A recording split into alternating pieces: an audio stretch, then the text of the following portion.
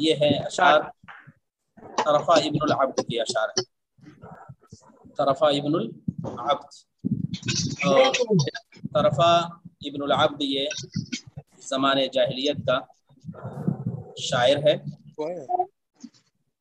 اور صرف زمانے جاہلیت کا شاعر ہی نہیں ہے بلکہ یہ اصحاب معلقات میں اصحاب معلقات میں، اور اس کا معلقہ اہم معلقات میں شمار کیا جاتا ہے. میں نے گروپ پہ ایک نوٹ بھیجا ہے، اس کو شیئر کیجیے تاکہ اس کی تشریح کی جا سکے تو اچھا رہے. گروپ پہ طرفۃ ابن العبد دیکھیے، طرفۃ ابن العبد 539 اور 564 عیسوی ہے. یہ 539 اور 564، 39 اور 64 میں کتنا فاصلہ ہوا؟ 39 اور 64 سے 25 سال. یہ 25 سال کی عمر میں اس کی وفات ہو گئی، بلکہ اس کو مار دیا گیا. گویا کہ نوخیز نوجوان اور کوہنا مشق شاعر تھا، جس نے اپنی مختصر سی عمر میں اپنی شاعری سے دھوم مچا دی اور اپنی شاعری کا لوہا منوا لیا. طرفہ ابن العبد، طرفہ ابن العبد یہ زمانے جاہلیت کا شاعر ہے. ہجری ہے، عیسوی ہے، عیسوی ہے. عیسوی 500 جب ہوگا تو عیسوی، خاص طور سے اس زمانے میں 539 سے لے کر 564 تک یہ رہا ہے.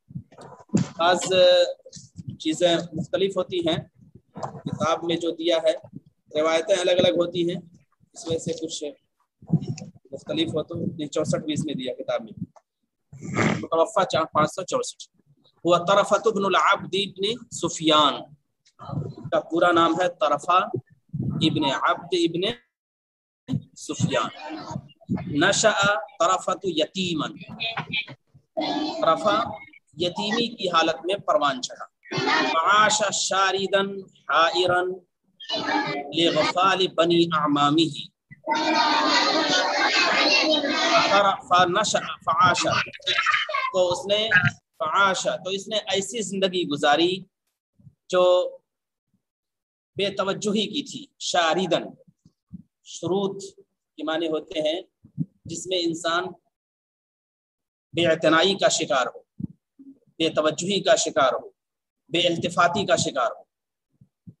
شرود ذہنی کہتے ہیں، انتشار ذہنی کے معنی. فعاش شاردن تو اس نے بے توجہی کی زندگی گزاری. حائرن اور پریشان کن زندگی گزاری، حیران کن زندگی گزاری. لإغفال بنی اعمامہ، کیونکہ اس کے چچیرے بھائی جو تھے اس پر کم توجہ دیتے تھے. لإغفال، غفلت برتنے کی وجہ سے، چچیرے بھائیوں کے غفلت برتنے کی وجہ سے یہ بہت کم توجہ اس نے بہت حیران کن اور بے توجہی اور بے التفاتی کی زندگی گزاری. عاش شاردن، اس نے بے التفاتی اور بے توجہی اور حیران کن زندگی گزاری.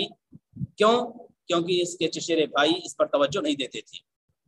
فشبا شاکیا بخشونۃ ناقما بخشونۃ بدویۃ وبطالۃ مفسدۃ، تو شکوے شکایت کی حالت میں یہ نوجوان ہوا. شبہ من ہوتا ہے نوجوان ہوں. فشب شاکیا، تو شکوے شکایت کی حالت میں نوجوان ہوا. ناقمن، انتقامی جذبے کے ساتھ، انتقامی جذبے کے ساتھ. بخشونۃ بدویہ، بدوی سختی سے انتقامی جذبے کے ساتھ یہ نوجوان ہوا. وبطالۃ مفسدۃ، اور خراب کر دینے والی بیکاری. بطالہ مانتے ہیں بیکاری، بے عملی. مفسدہ تو بدوی سختی اور خراب کر دینے والی بیکاری سے انتقام لینے کے جذبے کے ساتھ یہ نوجوان پر کہ بدویت کی سختی کو بھی بدلنا ہے اور بیکاری کو بھی کام میں لانا ہے، اس کو کام سے تبدیل کرنا ہے. تو یہ شب نوجوان ہوا. شاکین، شکایت کی حالت میں اور فساد خراب کرنے والی بیکاری کا، اطالہ یعنی بیکاری. وکان متوقد الذہن، بڑا روشن دماغ تھا. فعد من فحول الشعراء وهو دون العشرین، تو یہ اسے ماہر شاعر شمار کیا گیا جبکہ ابھی اس کی عمر 20 سال سے کم تھی. اسے ماہر شاعر شمار کیا گیا جبکہ اس کی عمر 20 سال سے کم رہی. ماہر شاعر، فحول الشعراء، بڑے شعراء میں اس کو شمار کیا گیا جبکہ اس کی عمر 20 سال سے کم رہی.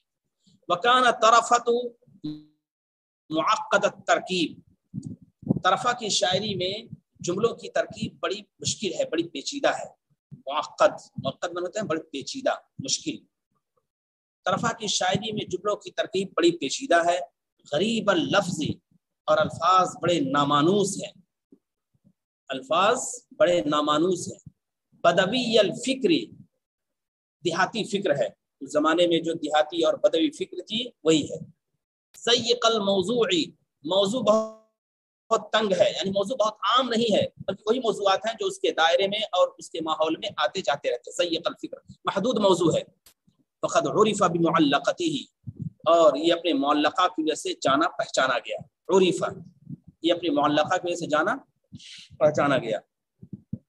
وتمتاز معلقته بدقة وصفه لأعضاء الناقة، اور اس کا معلقہ ممتاز ہے اپنی باریک منظر نگاری کے ذریعے، اپنی عمدہ منظر نگاری کے ذریعے لأعضاء الناقة، اونٹنی کے اعضاء و جوارح کے، اونٹنی کے اعضاء و جوارح کی باریک منظر نگاری، باریک منظر کشی کے ذریعے سے اس کا معلقہ ممتاز ہے. بتانا چاہتے ہیں کہ اس کے معلقہ میں اونٹنی کے جو اوصاف بیان کیے گئے ہیں اور اس کا جو سراپا کھینچا گیا ہے وہ کسی شاعر نے ایسا نہیں کیا ہے. یہ جو اشعار آپ نے ابھی پڑھے، وَإِنِّي لَوْ أُنزِلْ هَمَّ إِنْ تَحْتِ صَارِهِ بِعَوْجَاءَ مِرْقَالٍ تَرُوهُ وَتَقْتَدِي، یہ وہاں سے لے کر نیچے تک وَإِنْ شِئْتُ لَمْ تُرْقِلْ وَإِنْ شِئْتُ أَرْقَلَتْ مَخَافَةَ مَلْوِيٍّ مِّنَ الْقَدِّ مُحْصَدِي، یہ تمام اشعار اونٹنی کے اعضاء و جوارح کے توصیف سے متعلق ہیں، اس کی منظر کشی سے متعلق ہے. تو یہی بتانا چاہتے ہیں صاحب کتاب یا صاحب عبارت. وتمتاز معلقته بدقة وصفه لأعضاء الناقة، اور اس کا معلقہ ممتاز ہے باریک منظر نگاری کے ذریعے لأعضاء الناقة، اونٹنی کے اعضاء و جوارح کے. بحيث يحتار القاری، قاری جب پڑھتا ہے تو حیران رہ جاتا ہے. احتار معنی ہوتے ہیں حیران ہونا. بحيث يحتار القاری، قاری حیران ہو جاتا ہے. هل هو يشبب بغانیة ام يصف امرأة، کیا وہ کسی محبوبہ سے غزل خوانی کر رہا ہے. غوانی کہتے ہیں محبوبہ. کیا وہ کسی کسی محبوبہ سے غزل خوانی کر رہا ہے یا وہ کسی عورت کا سراپا کھینچ رہا ہے. اونٹنی کی تعریف اس نے ایسی کی ہے، اونٹنی کے اوصاف ایسے بیان کیے ہیں کہ انسان حیران رہتا ہے کہ کیا وہ کسی محبوبہ سے غزل خوانی کر رہا ہے، غزل گوئی کر رہا ہے، یا وہ کسی عورت کی توصیف بیان کر رہا ہے. قتل طرفۃ ابن العبد بعامل البحرین، طرفہ ابن العبد یہ بحرین کے گورنر کے ذریعے سے مارا گیا، بحرین کے گورنر کے ذریعے سے مارا گیا، قتل کیا گیا. اب اس کا پس منظر ہے، طرفہ ابن العبد کو مار دیا گیا بحرین کے گورنر کے ذریعے. ہوا یہ تھا، آپ نے ایک نام سنا ہوگا عمرو ابن کلثوم کی شاعری میں، عمرو ابن ہند کا. ابا ہند فلا تعجل علینا وانذرنا نخبرک الیقینا، عمرو ابن ہند. تو عمرو ابن ہند یہ اپنے علاقے کا بادشاہ تھا. تو ایک مرتبہ اس نے طرفہ کو بلایا اور ایک اور اس کے تھے قریبی متلمس، دونوں کو اس نے بلایا. طلبہ کے چال ڈھال، طلبہ کا ناز و انداز، طلبہ کی جو ابھرتی ہوئی صلاحیت تھی، طلبہ کی جو جوانی تھی، یہ چیز عمرو ابن ہند کو ذرا بھی اچھی نہیں لگی. وہ بادشاہ تھا اور یہ بیچارہ یتیم، لیکن پھر بھی روشن خیال، روشن دماغ اور بڑا شاعر شمار ہونے لگا تھا. تو عمرو ابن ہند کو اس کی جوانی اور اس کی صلاحیت بھائی نہیں. اس نے چنانچہ اس نے دو خط لکھے عمرو ابن ہند نے. ایک خط اس نے لکھا متلمس کے نام، متلمس کے لیے، اور ایک خط لکھا طرفہ کے لیے. طرفہ کے لیے خط لکھا اور ایک متلمس کے لیے. واضح رہے کہ یہ دونوں اس سے ملنے گئے تھے، بلکہ اس نے طرفہ ابن العبد کو اور متلمس کو عمرو ابن ہند نے بلایا تھا. چنانچہ عمرو ابن ہند نے دو خط لکھے. کس کے نام لکھے؟ ان لوگوں کے لیے خط لکھا اور ان کو بھیجا بحرین کے گورنر کے پاس. بحرین کے گورنر کے پاس.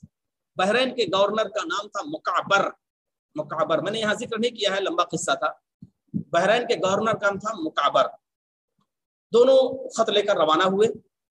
ان لوگوں کے دل میں یہ بات تھی، ہو سکتا ہو بادشاہ نے لکھا ہو کہ ان کو خوب عطیات سے، خوب تحائف سے اور خوب داد و دہش سے نوازا جائے، خوب ان کی مدد کی جائے. چنانچہ یہ دونوں نکلے.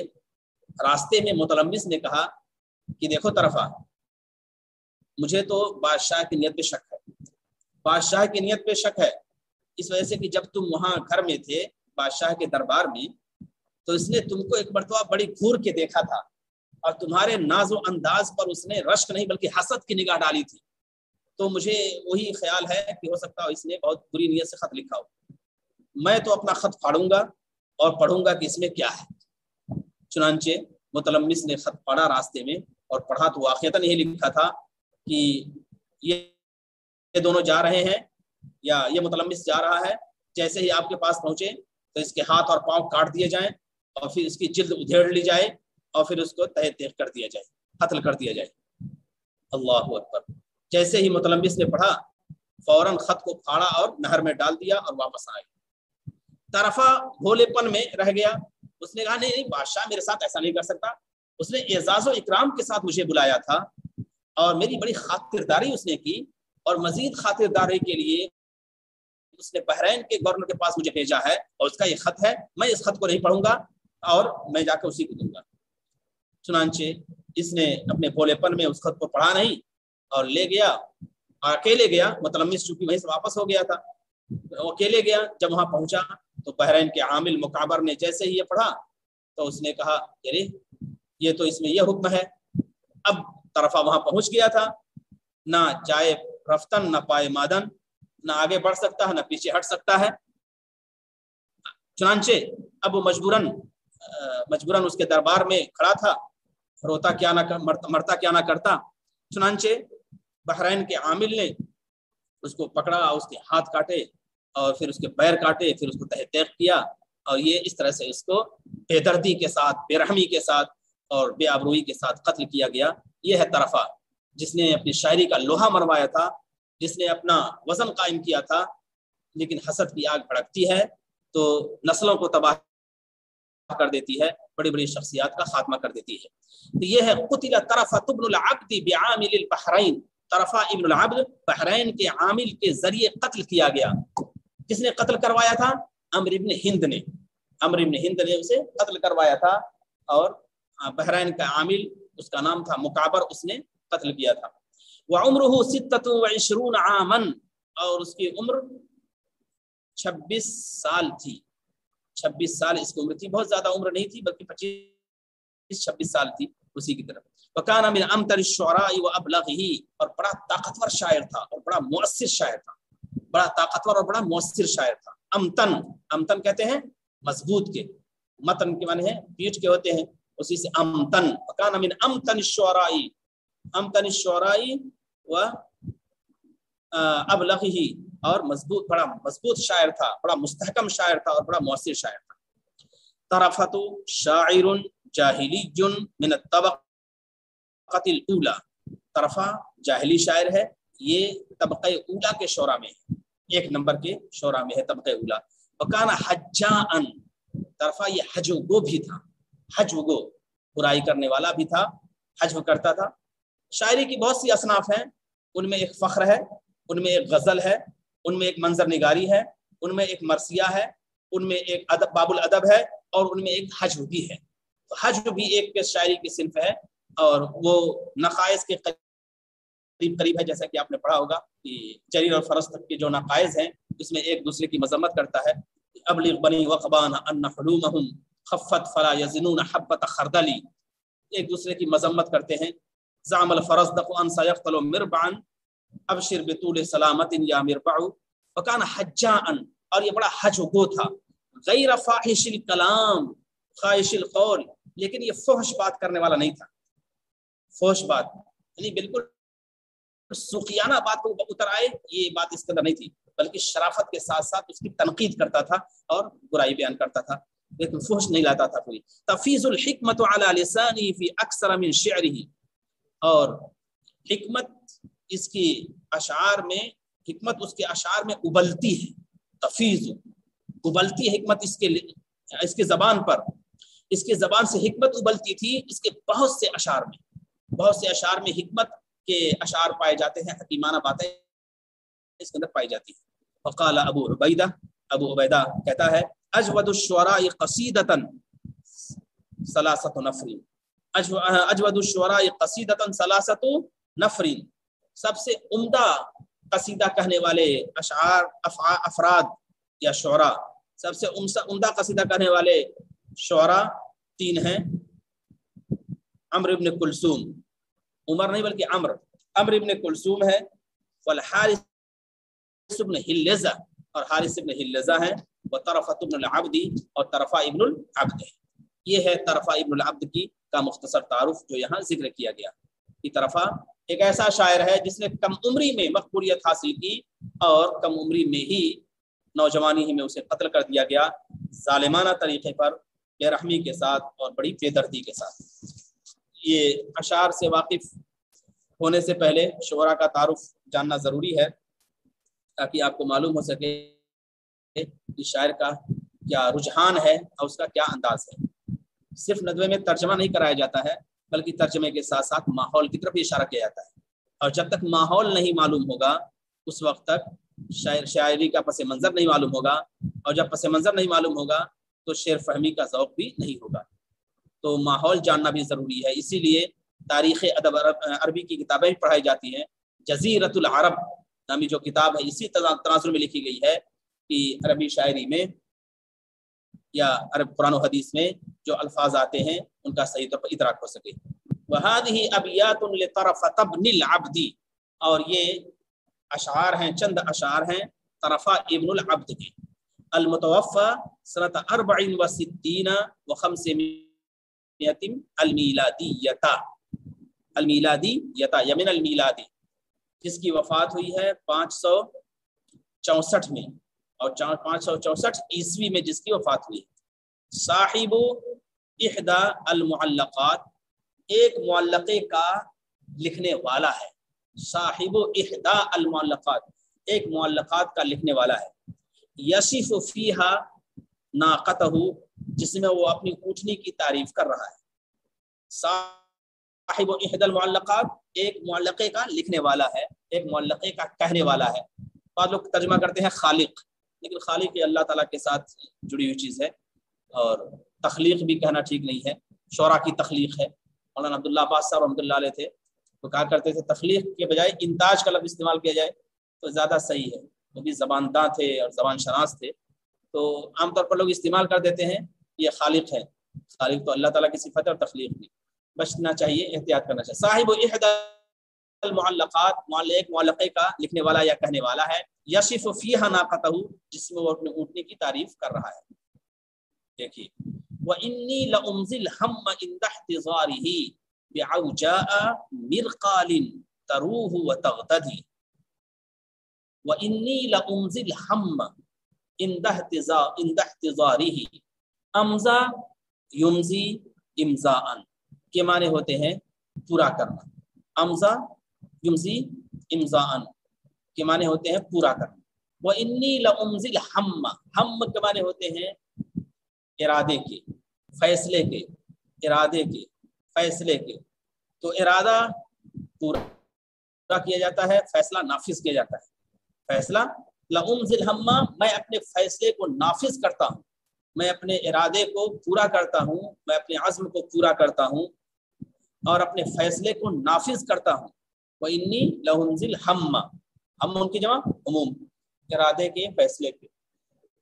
عِنْدَ احْتِضَارِهِ، احتضار احتضر یحتضر احتضارن حاضر ہونا، میں اپنے ارادے کو پورا، میں اپنے عزم کو پورا کرتا ہوں، عند احتضارہ، اس کے عزم مصمم ہونے کے بعد کے وقت، عند احتضارہ اس کے حاضر ہونے کے وقت، یعنی اس کے عزم مصمم ہونے کے وقت.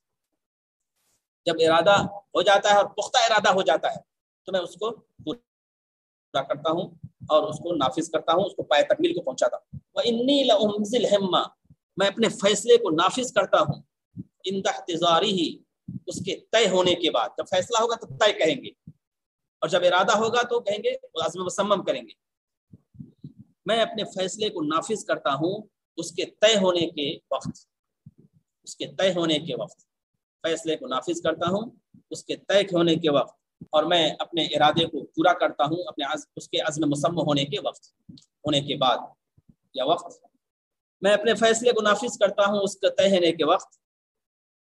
ایک ترجمہ تو یہ ہوا، ایک ترجمہ تو یہ ہوا فیصلے کے معنی میں، ارادے کے معنی میں. فیصلے کے معنی میں اور ارادے کے معنی میں، میں اپنے فیصلے کو نافذ کرتا ہوں اس کے طے ہونے کے وقت.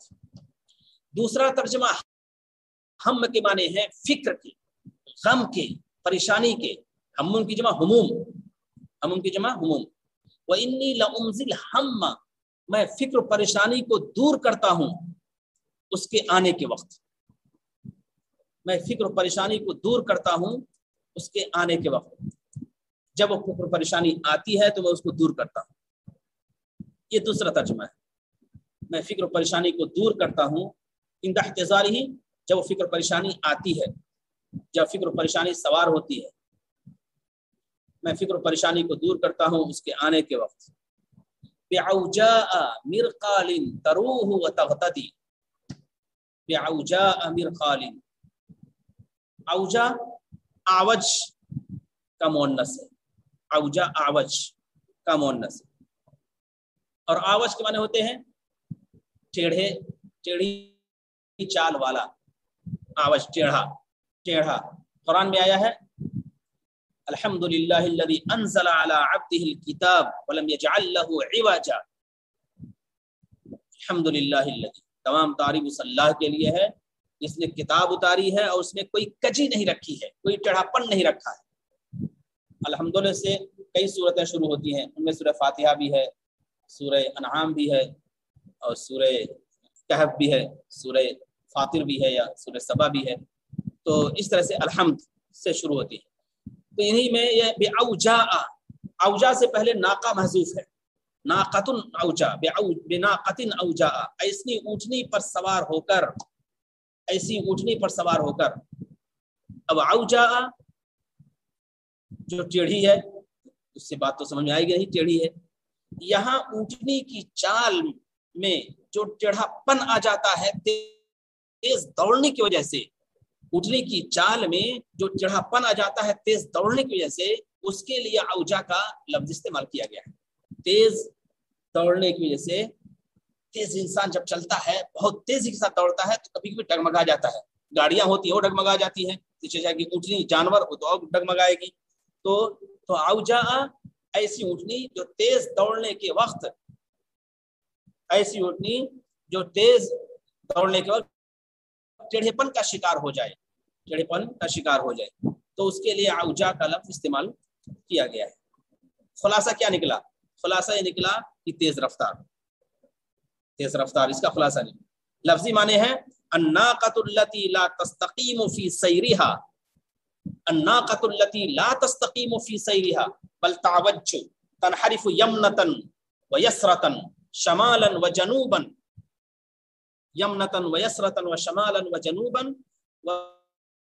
تنحرف الی ہنا وہنا. تو وہ اونٹنی جو تیز رفتار چال میں دائیں بائیں کی طرف مڑ جائے، دائیں بائیں کی طرف ٹیڑھی ہو جائے، تو اس کے لیے اوجا کا لفظ استعمال ہوگا. تو تیز رفتار اونٹنی، ترجمہ کریں گے تیز رفتار، ایسی اونٹنی پر سوار ہو کر جو تیز رفتار ہے.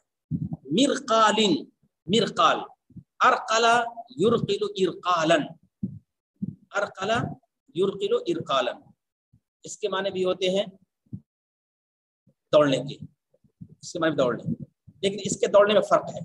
जरा यजरी जरियन चलना, और हर वाला यू हर वेलो हर वलतन, इसको मतलब दौड़ना। तो जरा और हरवला के दरमियान का जो स्टेप है, जरा और हरवला के दरमियान का जो स्टेप है वो अरकला है। रकला यरखलो और अरकला यरखलो, इसको कहते हैं तेज चलना।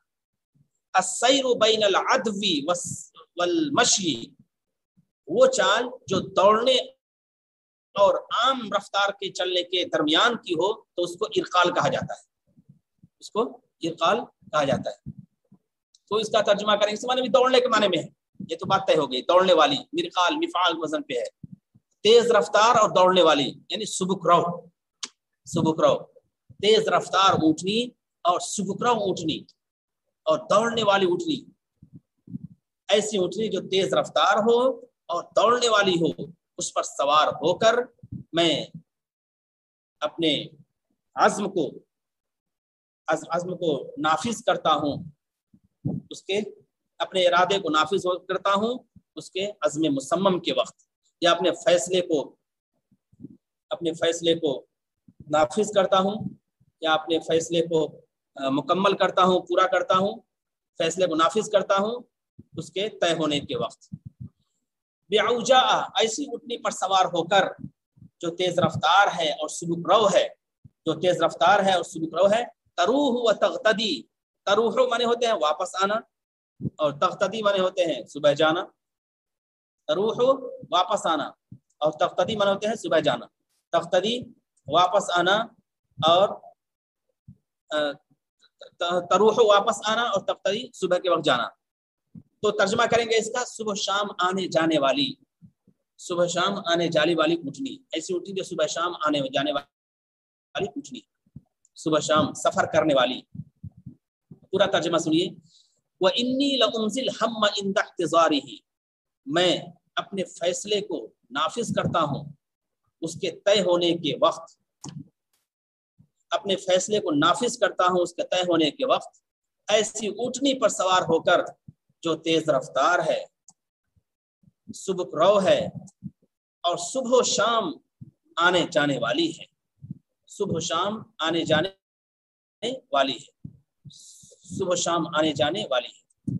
मैं अपने फैसले को नाफिज करता हूँ ऐसी ऊँटनी पर उसके तय होने के बाद या उसके तय होने के वक्त, ऐसी ऊँटनी के जरिए जो तेज रफ्तार है और सुबुकरौ है और सुबह शाम आने जाने वाली है, सुबह शाम आने जाने वाली है। तरा राह यरूह रौहन के माने होते हैं वापस आना, और गदा यगदू गुदुवन सुबह के वक्त जाना। अत्तयुरु तगदू खिमासन व तरूहु बितानन, परिंदे सुबह के वक्त खाली पेट निकलते हैं और शाम के वक्त भरे पेट वापस आते हैं, भरे पेट वापस आते हैं।